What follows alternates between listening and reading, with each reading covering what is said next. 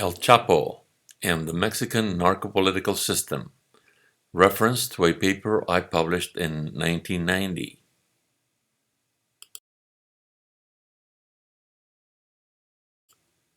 In 1990, I presented at the National Press Club in Washington a model of the Mexican narcopolitical system.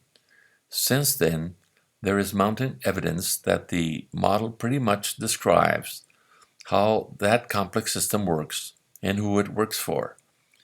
El Chapo's recent recapture, for the second time, is, in my view, another instance of the way this system works.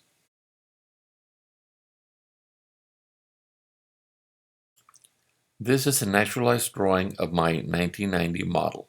I will explain how it is built in a few steps. The original explanation is in Spanish and available if you send me an email.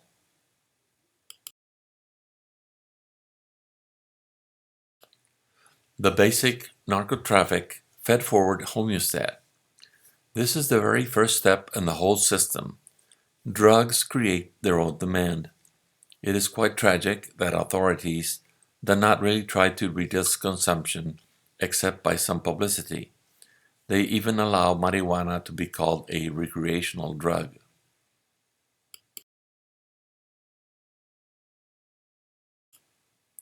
Demand increases production and income from the sale of drugs.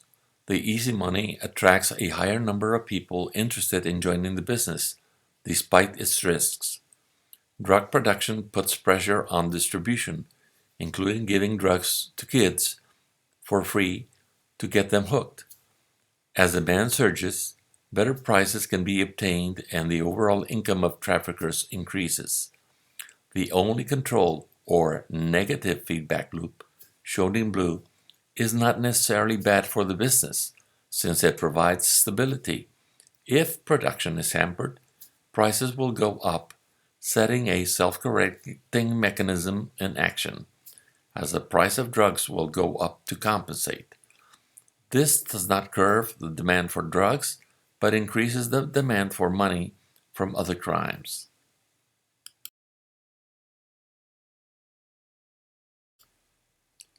The government-managed corruption homeostat. This is a very elaborate and self-organizing and managed system. The connection to the narco-trafficking is through the income variable that is part of both loops.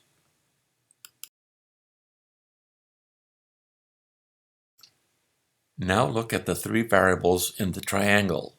Police corruption creates a triangle of ambition. As revenues grow from extracting money from the drug dealers, police power grows too, given the absence of internal police controls.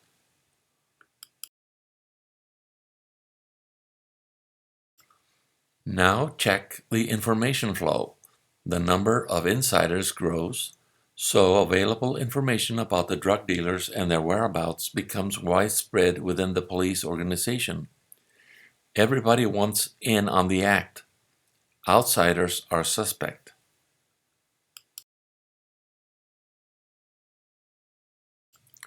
Corrupted police forces are now in position to make any one drug lord famous through publicity and trigger a public outrage. They can threaten to catch them and get more money, or they can capture and start dealing with another not so famous successor.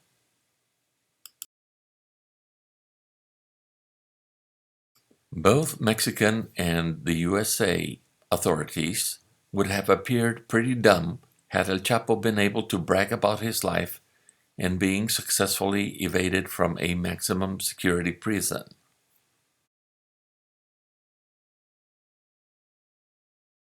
This is a photograph with his latest recapture and a look at his famous tunnel.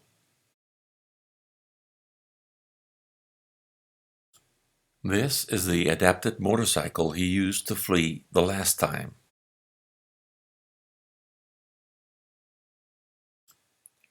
Another view of his tunnel and the bike.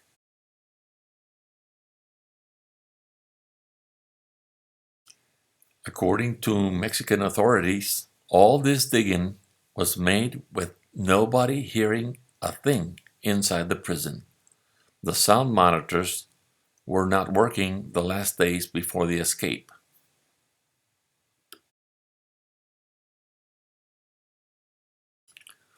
A key to his escape was being kept in the same cell at ground level all the time during his year-and-a-half stay.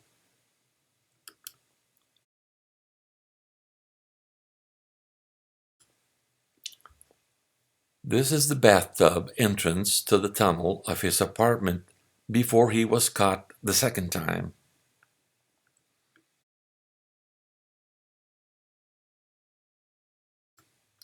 Both Mexican and USA authorities would have appeared pretty dumb had El Chapo been able to brag about his life and being successfully evaded from a maximum security prison.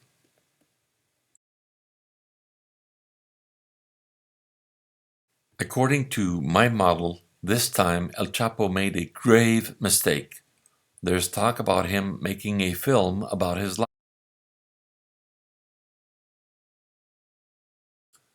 By giving free rein to his vanity, he sought to be interviewed by Sean Penn and Kate Del Castillo.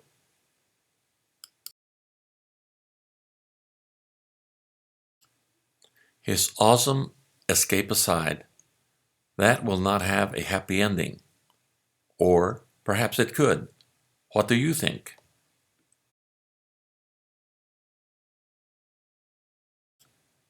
The worldwide narco-trafficking system has many stakeholders which never appear, and many wannabes, drug lords waiting for their 10 minutes or more of fame. Police work will never end or curtail this gigantic system. A better approach is needed, starting with the punishment of corrupt government officials. Thank you for watching.